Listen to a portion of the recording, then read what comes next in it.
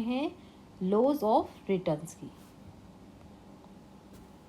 Laws of returns को हम अल्पकाल में उत्पादन फलन भी कहते हैं, production function in short run भी कहते हैं। जब शॉर्ट रन में एक फर्म प्रोडक्शन के कुछ फैक्टर्स को फिक्स रखकर अन्य फैक्टर्स की मात्रा में चेंज करती है और जिससे उत्पादन की मात्रा बढ़ जाती है, और जिस प्रकार उत्पादन की मात्रा में जो परिवर्तन होते हैं उसे अल्पकाल में उत्पादन फलन के नाम से जाना जाता है या उत्पत्ति के नियम के नाम से जाना जाता है। अब इसे अल्पकाल में क्यों कहा जाता है? क्योंकि फैक्टर्स में जो चेंज है इसमें कुछ फैक्टर्स को स्थिर माना गया है और कुछ को चेंज माना गया है, कुछ को वेरिएबल माना गया है। तो अल्पकाल ऐसा टाइम है जिसमें उत्पत्ति के कुछ साधन स्थिर रहते हैं, कुछ में चेंज कर सकते हैं, और दीर्घकाल में तो हम सभी साधनों में चेंज कर सकते हैं, इसलिए इसे अल्पकाल में उत्पादन फलन का नाम दिया गया है। If there are more than one factor of production, we can take as many factors variables, but we have to keep one factor fixed, that is on account of the time period. Clear? That is short period.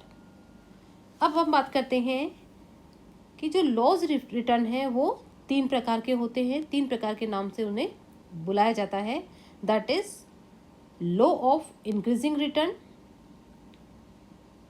उत्पत्ति वृद्धि नियम, laws of constant return, उत्पत्ति क्षमता नियम, laws of diminishing return, उत्पत्ति ह्रास नियम। तो ये तीनों नियम हैं जो कि उत्पत्ति के नियम हैं। क्लियर? तो आज हम बात कर रहे हैं सबसे पहले लॉज ऑफ इंक्रीजिंग रिटर्न, उत्पत्ति वृद्धि नियम। देखिए, लॉज ऑफ इंक्रीजिंग रिटर्न हमें यह बताता है कि किसी समय विशेष पर प्रोडक्शन के कुछ फैक्टर्स को स्थिर रखकर किसी एक फैक्टर अथवा कुछ फैक्टर्स में यदि वृद्धि की जाती है तो इससे टोटल प्रोडक्शन में वृद्धि साधनों में हुई वृद्धि के अनुपात से अधिक होती है, तो इसे उत्पत्ति वृद्धि नियम के नाम से जाना जाता है। इट मीन्स जितने फैक्टर्स में हम इंक्रीज कर रहे हैं, जिस प्रोपोर्शन में, उस प्रोपोर्शन से ज़्यादा, उस परसेंटेज से ज़्यादा अनुपात में टोटल प्रोडक्शन में वृद्धि होती है, तो इसे लॉज ऑफ इंक्रीजिंग रिटर्न के नाम से जाना जाता है। मान लीजिए हमने वेरिएबल जो साधन है उसमें 10% की वृद्धि की, और उस 10% की वृद्धि करने से टोटल प्रोडक्शन में 10% से अधिक वृद्धि होती है, तो इसे उत्पत्ति वृद्धि नियम कहा जाता है। देखिए, हमारे सामने टेबल है, इसमें लेबर और कैपिटल की यूनिट्स दी हुई हैं। 2 फैक्टर्स को हमने वेरिएबल माना है। टोटल प्रोडक्शन दिया हुआ है, एवरेज प्रोडक्शन दिया है और मार्जिनल प्रोडक्शन। तो देखिए, टेबल से हमें पता लग रहा है that as the factor of production goes increases marginal production, total production also goes on increasing. ये बढ़ रहे हैं, और जिस अनुपात में फैक्टर्स इंक्रीज किया है उससे अधिक अनुपात में ही इनमें वृद्धि हो रही है। As factors of production are seen increasing, marginal production, average production and total production are also increasing. तो जब टोटल प्रोडक्शन में वृद्धि हो रही है तो मार्जिनल प्रोडक्शन और एवरेज प्रोडक्शन में भी वृद्धि हो रही है, जो कि हमें कर्व पे दिखाया गया है। ओ वाई एक्सिस में हमने क्वांटिटी ऑफ प्रोडक्शन लिया हुआ है, और एक्सिस से लेबर एंड कैपिटल ली हुई है। तो जिस अनुपात में लेबर और कैपिटल में, टेबल से हमें पता लगा कि जिस अनुपात में लेबर और कैपिटल में चेंज हुए हैं, जो हमने चेंज किए हैं फैक्टर्स में, उससे ज़्यादा अनुपात में प्रोडक्शन में वृद्धि हो रही है, तो ये क्या कहलाएगा? उत्पत्ति वृद्धि नियम कहलाएगा। अब उत्पत्ति वृद्धि नियम को हम ऐसे भी समझ सकते हैं कि जैसे जैसे श्रम और पूंजी की मात्रा बढ़ाई जाती है, वैसे वैसे सीमांत और औसत प्रोडक्शन में वृद्धि होती जाती है, और उससे अधिक वृद्धि हो रही है उत्पत्ति वृद्धि नियम में। अब laws of increasing return of decreasing cost condition भी कहते हैं इसे। लॉज और उत्पत्ति वृद्धि नियम लागतों के संदर्भ में व्याख्या करने पर इसे उत्पत्ति ह्रास नियम के नाम से पुकारा जाता है। अब उत्पत्ति वृद्धि नियम लागू होने पर टोटल कॉस्ट घटती दर से बढ़ती है, इसलिए मार्जिनल कॉस्ट और एवरेज कॉस्ट दोनों घटती हुई होती हैं। क्लियर? तो देखिए, कर्व में हमने ओ वाई एक्सिस पे कॉस्ट लिया है और ओ एक्स एक्सिस पे यूनिट ऑफ प्रोडक्शन लिया है। तो देखिए, एवरेज कॉस्ट भी घट रही है और मार्जिनल कॉस्ट भी घट रही है। क्यों? क्योंकि टोटल प्रोडक्शन बढ़ रहा है, प्रोडक्शन कब बढ़ेगा, जब कॉस्ट घटेगी। तो marginal cost and average cost start decreasing continuously. The decline in average cost is not that sharp as the decline of marginal cost. Marginal cost अधिक बढ़ती दर से घट रही है। क्लियर। अब इसके कॉजेज देखते हैं कि लॉज ऑफ इंक्रीजिंग रिटर्न क्यों लागू होता है। तो सबसे पहले है indivisibility of factors of production. उत्पत्ति के देखिए जो साधन होते हैं वो कुछ साधन अविभाज्य होते हैं, इनडिवाइजेबल होते हैं, और ऐसे साधनों को एक संपूर्ण इकाई के रूप में ही प्रयोग किया जाता है, उनको हम टुकड़े नहीं कर सकते।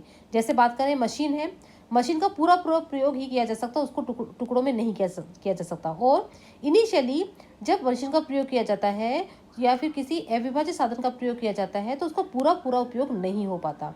अतः उत्पत्ति के दूसरे साधनों की जैसे जैसे मात्रा बढ़ाई जाती है वैसे वैसे इन इनडिवाइजेबल साधनों की अधिक अच्छा उपयोग होने लगता है, और इस कारण टोटल प्रोडक्शन में वृद्धि होने के जो अनुपात है वो अधिक तेजी से हो जाता है फैक्टर्स के अनुपात में। Second, economics of large scale production. यदि कोई उद्योग प्रोडक्शन में स्पेशलाइजेशन हासिल कर लेता है तब भी उत्पत्ति वृद्धि नियम लागू होता है। अब स्पेशलाइजेशन में फर्म कई वस्तुओं की बजाय किसी वस्तु विशेष का उत्पादन करने लगती है, जिससे उसे प्रत्येक कार्य के लिए स्पेशलिस्ट की सेवाओं की आवश्यकता हो जाती है, उसको स्पेशलिस्ट की सेवाएं प्राप्त होने लगती है तथा साधनों की उत्पादकता अधिक होती है। नेक्स्ट है एडुकेट सप्लाई। यदि उत्पादन के सभी फैक्टर्स की पूर्ति सरलता से पर्याप्त मात्रा में हो जाती है तो ऐसी कंडीशन में भी उत्पत्ति वृद्धि नियम लागू होता है। सब्स्टिट्यूशन ऑफ फैक्टर्स अगर है, ऐसी कंडीशन है तो भी उत्पत्ति वृद्धि नियम लागू होगा। और अगर मैनेजमेंट ऑफ बिजनेस उसका अच्छा है, मैनेजमेंट अच्छा है बिजनेस का, तो भी उत्पत्ति वृद्धि नियम लागू हो जाता है। अब हम बात करते हैं लॉ ऑफ कांस्टेंट रिटर्न। उत्पत्ति जो समता नियम है या स्थिरता नियम है, ये लॉ ऑफ कांस्टेंट हमें यह बताता है कि प्रोडक्शन के कुछ साधनों को स्थिर रखकर अन्य साधनों में अगर वृद्धि की जाती है और ऐसी वृद्धि करने पर प्रोडक्शन में उसी रेशो में वृद्धि होती है जिस रेशो में साधनों को बढ़ाया जाता है, तो इसे हम क्या कहेंगे, उत्पत्ति वृद्धि नियम कहा जाता है। और यह नियम उत्पत्ति क्षमता नियम की बात कर रहे हैं, तो उत्पत्ति क्षमता नियम यह बताता है कि उत्पत्ति वृद्धि नियम तथा उत्पत्ति ह्रास नियम के बीच का है कि एक टाइम ड्यूरेशन के अंतर्गत ये लागू होता है, और ये थोड़े समय के लिए ही लागू हो सकता है। यह नियम उस समय लागू होता है जब उत्पत्ति वृद्धि नियम लॉज ऑफ इंक्रीजिंग रिटर्न लागू होना बंद हो जाता है तथा लॉ ऑफ डिमिनिशिंग रिटर्न लागू नहीं होता, तो उसके बीच की कंडीशन यह होती है। Clear. When the production process continues at optimum combination this stage is called constant law of returns. तो उत्पादन जब ऐसे स्तर पर पहुंच जाता है जहां उत्पत्ति वृद्धि नियम लागू होना समाप्त हो जाता है तथा उत्पत्ति ह्रास नियम लागू होना प्रारंभ नहीं होता है, उस समय लॉ ऑफ कांस्टेंट नियम कार्यशील होता है। इट मीन्स उत्पादन उसी अनुपात में वृद्धि होती है, उत्पादन में जिस अनुपात में साधनों में वृद्धि होती है। क्लियर। अब हमें मान लीजिए, उदाहरण के लिए मान लीजिए कोई उत्पादक है, उत्पादक कार्य में सभी साधनों को स्थिर रखकर किसी एक वेरिएबल साधन की मात्रा में वृद्धि करता है, तो उससे देखिए हमने यहाँ ये यूनिट्स दिए, लेबर और कैपिटल की, टोटल प्रोडक्शन इंक्रीज हो रहा है, एवरेज प्रोडक्शन इंक्रीज हो रहा है, मार्जिनल प्रोडक्शन इंक्रीज हो रहा है, पर देखिए दोनों उसी अनुपात में इंक्रीज हो रहे हैं जिस अनुपात में साधन में वृद्धि की गई है। तो ऐसी कंडीशन में क्या होगा, टोटल प्रोडक्शन बढ़ेगा और मार्जिनल और एवरेज प्रोडक्शन भी बढ़ेगा। The production is consistently increasing in the same proportion in which the quantity of factors of production. Clear? तो जिस अनुपात में साधनों को बढ़ाया गया है ठीक उसी अनुपात में टोटल प्रोडक्शन, मार्जिनल प्रोडक्शन और एवरेज प्रोडक्शन बढ़ रहा है।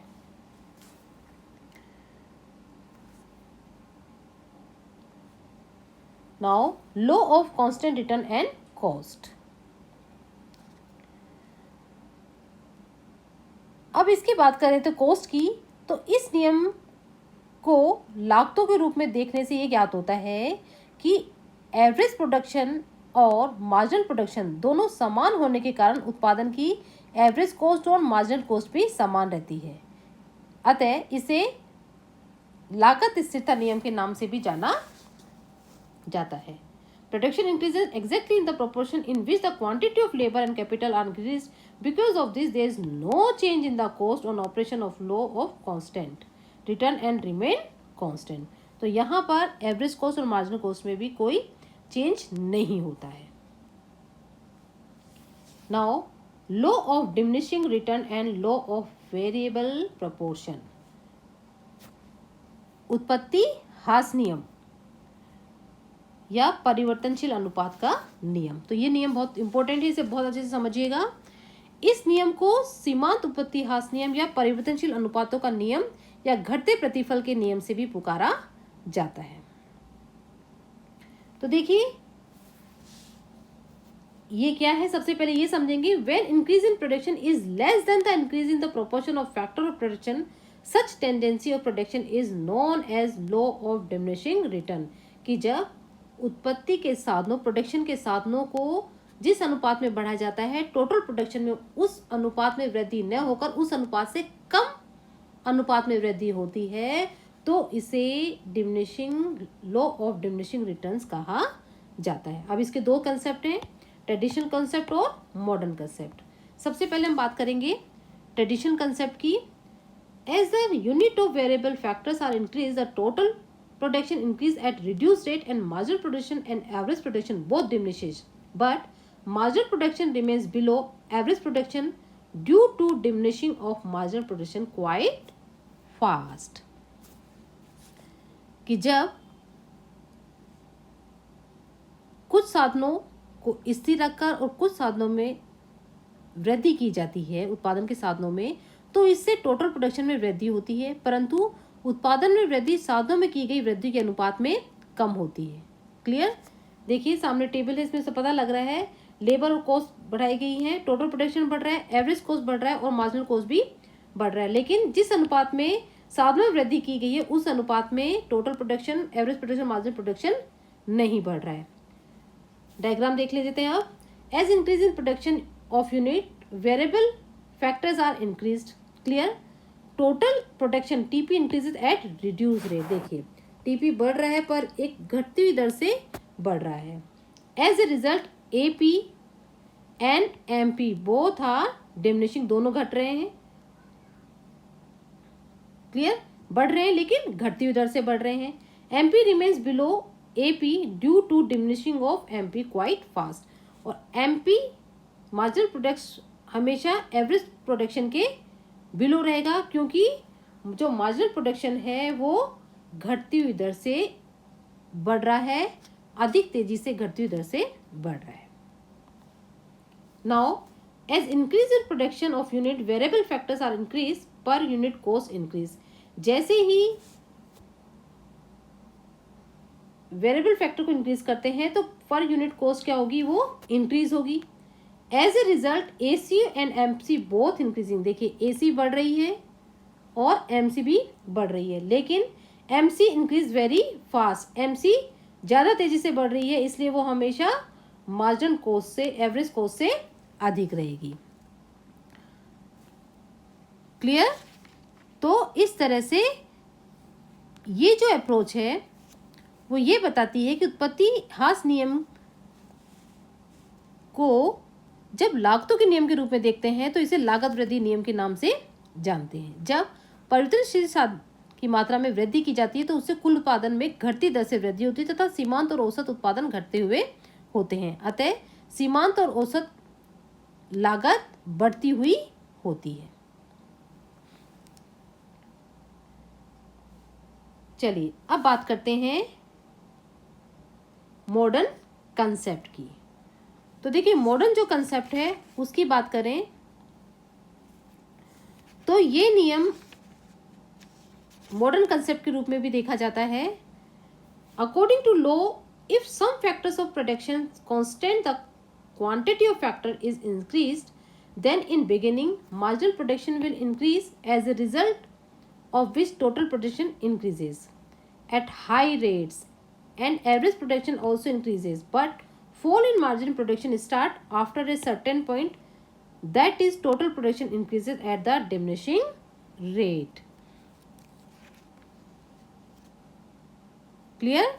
तो देखिए, जो अब हम बात करें मॉडर्न कंसेप्ट की, तो इसमें यह बताया जाता है कि जो उत्पत्ति के जो साधन है उनको कुछ साधनों को स्थिर और कुछ को परिवर्तन मानकर जब प्रोडक्शन किया जाता है, तो स्टार्टिंग में जो टोटल प्रोडक्शन है वो बढ़ती हुई दर से बढ़ता है, फिर कुछ टाइम बाद वो स्थिर हो जाता है प्रोडक्शन का थोड़े समय के लिए, फिर वो घटती हुई दर से बढ़ता है। और इसी तरह मार्जिनल कॉस्ट जो प्रोडक्शन है और एवरेज प्रोडक्शन भी स्टार्टिंग में बढ़ती हुई दर से बढ़ते हैं, फिर बाद में धीरे धीरे घटती हुई दर से बढ़ते हैं। क्लियर? तो TP equal to MP1 plus MP2 plus MP3 और जितने भी मार्जिनल प्रोडक्शन है, और MP equals to change in TP upon change in quantity factors, और AP equal to TP upon QF। देखिए टेबल हमारे सामने है जो डिमिनिशिंग रिटर्न को बता रही है। यहाँ पे यूनिट्स ऑफ लेबर लिए हैं, टोटल प्रोडक्शन इन टन्स यहाँ दिया हुआ है, एवरेज प्रोडक्शन इन टन्स यहाँ है, और मार्जिनल प्रोडक्शन दिया हुआ है। तो देखिए जो फर्स्ट स्टेज है वो ये बता रही है कि टोटल प्रोडक्शन बढ़ रहा है लेकिन बढ़ती हुई दर से, सेकंड यहाँ कांस्टेंट है, और थर्ड में ये माइनस में चला गया, इट मीन्स ये डिमिनिशिंग रेट से बढ़ रहा है। देखिए हमारे सामने डायग्राम ये पूरी तरह से शो कर रहा है। OY एक्सेस से हमने प्रोड्यूस यूनिट्स ऑफ क्वांटिटी ली है, और O एक्सेस में हमने unit of labour and capital लिया है। ठीक है, तो देखिए ये जो कर्व है हमारा, दैट इज OTP जो curve, that is total production, this is average production and this is marginal production. तो फर्स्ट स्टेज जो है वो हमें ये बताती है कि जो परिवर्तनशील साधन है, क्लियर, उसकी उत्पादन इकाई बढ़ाने पर स्थिर साधनों को अधिक अच्छा प्रयोग होने लगता है, इसलिए उत्पादन में वृद्धि परिवर्तनशील फैक्टर्स में की गई वृद्धि से अधिक तेजी से होती है। तो ये कौन सा है? कर्व पॉइंट यहाँ तक, F तक मान लीजिए, OL तक यहाँ तेजी से हो रहा है। फर्स्ट स्टेज हमारी यहाँ है। फिर प्रथम अवस्था में एक सीमा तक कुल उत्पादन बढ़ती दर से बढ़ता है जब तक सीमांत उत्पादन बढ़ता हुआ होता है। देखिए सीमांत उत्पादन बढ़ता हुआ होता है, परंतु उसके बाद घटती दर से बढ़ता हुआ होता है, परंतु उसके बाद घटती हुई दर से बढ़ता हुआ होता है, जो अपनी F पॉइंट पर बता रहा है। क्लियर? इसी बिंदु तक सीमांत उत्पादन बढ़ता हुआ होता है, इसी बिंदु तक सीमांत उत्पादन भी बढ़ता हुआ होता है, और इस बिंदु के बाद सीमांत उत्पादन घटने लगता है और कुल उत्पादन भी घटती हुई दर से बढ़ने लगता है। इसे प्रथम स्टेज जो होती है उसको बढ़ते प्रतिफल की अवस्था भी कहते हैं। अब हम बात करते हैं सेकंड स्टेज की। देखिए सेकंड स्टेज प्रथम और द्वितीय अवस्था के मध्य की अवस्था जो है वो सेकंड स्टेज है। इसे परिवर्तनशील अनुपातों के नियम का सबसे महत्वपूर्ण अवस्था मानी जाती है। ये घटते प्रतिफल के नियम की अवस्था भी कहलाती है। यह अवस्था उसी समय प्रारंभ होती है जब एवरेज प्रोडक्शन घटने लगता है, और इस अवस्था में एवरेज और मार्जिनल प्रोडक्शन दोनों घटते हुए होते हैं। देखिए घटने लगता है और एवरेज और मार्जिनल दोनों घटने लगते हैं। क्लियर? परंतु कुल उत्पादन घटती दर से बढ़ता हुआ होता है, कुल उत्पादन घटती दर से बढ़ता हुआ होता है। यह अवस्था उसी समय समाप्त होती है जब टोटल प्रोडक्शन अधिकतम, कहाँ? यहाँ C पॉइंट पर। क्लियर? C पॉइंट पर टोटल प्रोडक्शन अधिकतम तथा सीमांत उत्पादन शून्य पर पहुंच जाता है। देखिए यहाँ टच कर गया, ये पहुंच जाता है, और इस तरह से यह केवल यही अवस्था है जिसमें उत्पादन संभव और लाभदायकता अधिक होती है, क्योंकि उत्पादन अधिकतम होता है। इस अवस्था को, जो सेकंड अवस्था है, इसको घटते प्रतिफल की अवस्था भी कहते हैं। नाउ अब हम थर्ड स्टेज की बात करेंगे। थर्ड स्टेज में जो प्रतिफल की अवस्था है, उसमें यह अवस्था उस समय प्रारंभ होती है जब वेरिएबल साधन की इकाइयां बढ़ाने से टोटल प्रोडक्शन बढ़ने के स्थान पर क्या होता है, घटने लगता है, तथा मार्जिनल प्रोडक्शन नेगेटिव हो जाता है। देखिए, मार्जिनल प्रोडक्शन नेगेटिव हो गया है, और टेबल में भी हमें यही पता लग रहा है, क्लियर, कि जब श्रम की वो n मात्रा से अधिक मात्रा लगाने की अवस्था में, जब अधिक मात्रा लगाई जाती है, तो यह अवस्था उस समय प्रारंभ होती है जब स्थिर साधन की कम मात्रा के साथ परिवर्तनशील साधन की अत्यधिक मात्रा को कम करना पड़ता है, और व्यवहार में कोई भी उत्पादक इस अवस्था में उत्पादन करना नहीं चाहता, और इस अवस्था को ऋणात्मक सीमांत प्रतिफल की अवस्था कहते हैं। क्लियर।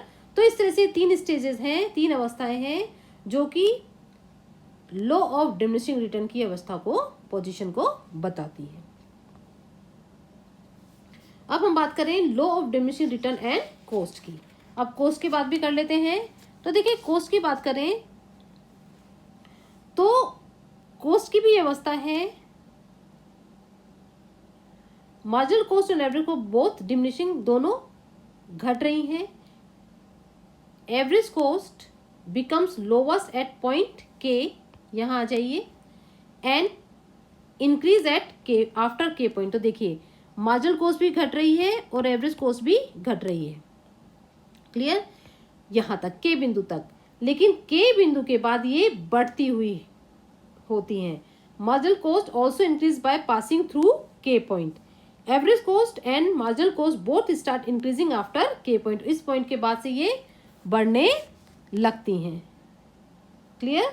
और law becomes operate after K point, और इस के पॉइंट के बाद law of diminishing return start हो जाता है। तो इस तरह से ये कर्व लागतों को प्रदर्शित करता है।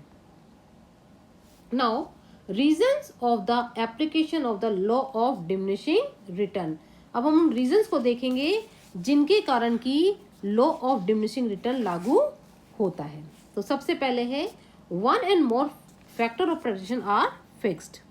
जब उत्पादन के एक या अधिक साधनों को स्थिर रखकर उत्पादन किया जाता है, तो वेरिएबल फैक्टर्स को स्थिर साधन की ओर कम मात्रा में के साथ कार्य करना पड़ता है। क्यों?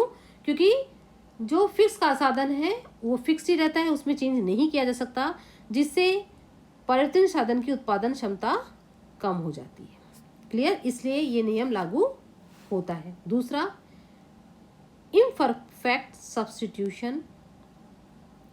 उत्पादन के साधन एक दूसरे के पूर्ण सब्स्टिट्यूट नहीं होने के कारण इट मीन्स उत्पादन के साधनों की प्रतिस्थापन की लोच असीमित नहीं होती। अतः प्रोडक्शन के एक फैक्टर के स्थान पर दूसरे फैक्टर का कुछ सीमा तक ही प्रयोग किया जा सकता है, और इस कारण एक सीमा बाद लॉ ऑफ डिमिनिशिंग रिटर्न लागू हो जाता है। Then limited supply.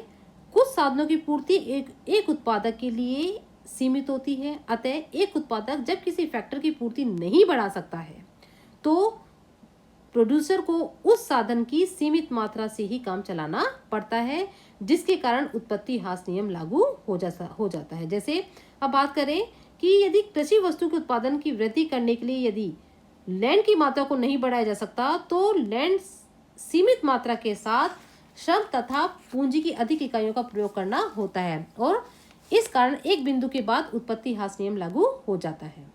Clear. Now production beyond optimum combination. उत्पत्ति के जो अन्य फैक्टर्स को स्थिर रखकर जब कुछ फैक्टर्स को बढ़ाया जाता है, तो एक पॉइंट पर उत्पत्ति के साधनों का एक ऑप्टिमम कॉम्बिनेशन स्थापित हो जाता है, जहां साधनों की उत्पादकता अधिकतम तथा उत्पादन जो कॉस्ट होती है वो न्यूनतम होती है। क्लियर।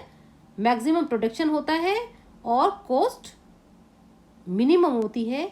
इस ऑप्टिमम कॉम्बिनेशन से आगे उत्पादन बढ़ाने पर उत्पादन जो साधन है उनकी उत्पादकता क्या हो जाती है, घट जाती है, तथा उनकी कॉस्ट बढ़ जाती है, इस कारण भी उत्पत्ति ह्रास नियम क्रियाशील हो जाता है। तो ये तीनों लॉज ऑफ रिटर्न है।